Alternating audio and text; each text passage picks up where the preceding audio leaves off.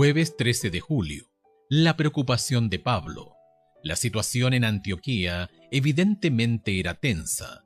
Pablo y Pedro, dos líderes de la iglesia, estaban en conflicto abierto, y Pablo no se guarda nada al pedir cuentas a Pedro por su comportamiento.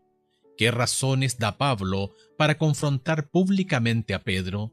Gálatas capítulo 2 versos 11 al 14. Pues cuando Pedro vino a Antioquía, le resistí cara a cara porque era de condenar. Pues antes que viniesen algunos de parte de Jacobo, comía con los gentiles, pero después que vinieron, se retraía y se apartaba porque tenía miedo de los de la circuncisión. Y en su simulación participaban también los otros judíos, de tal manera que aún Bernabé fue también arrastrado por la hipocresía de ellos.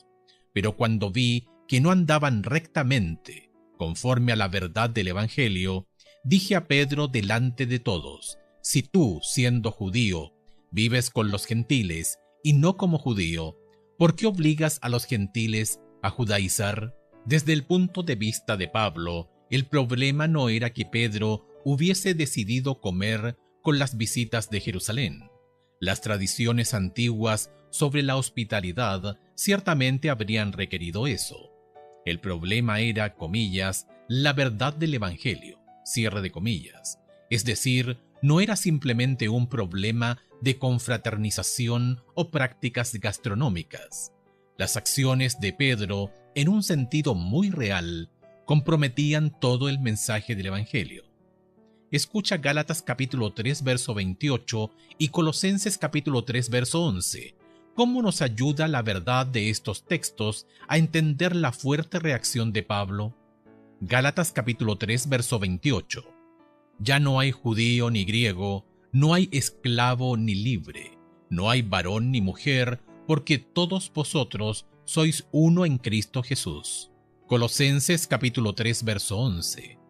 Donde no hay griego ni judío, circuncisión ni incircuncisión, bárbaro ni escita, siervo ni libre, sino que Cristo es el todo y en todos. Durante la reunión de Pablo en Jerusalén con Pedro y los demás apóstoles, habían llegado a la conclusión de que los gentiles podían disfrutar de todas las bendiciones en Cristo sin tener que someterse primeramente a la circuncisión.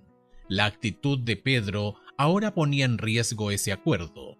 Allí, donde antes los cristianos judíos y gentiles se habían reunido en un ambiente de confraternización abierta, ahora la congregación estaba dividida. Y esto podía llevar a tener una iglesia dividida en el futuro.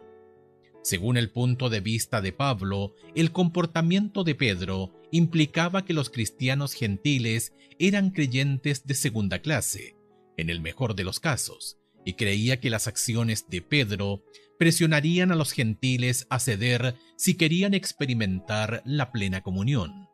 Por ende, Pablo dice, comillas, si tú, siendo judío, vives como los gentiles y no como judío, ¿por qué obligas a los gentiles a judaizar? Cierre de comillas, Gálatas capítulo 2 verso 14. La palabra, comillas, judaizar era una expresión común que significaba, comillas, adoptar un estilo de vida judío, cierre de comillas. Se utilizaba para referirse a los gentiles que asistían a la sinagoga y participaban de otras costumbres judías. También era el motivo por el que Pablo a menudo llama, comillas, judaizantes a sus oponentes de Galacia, los falsos hermanos.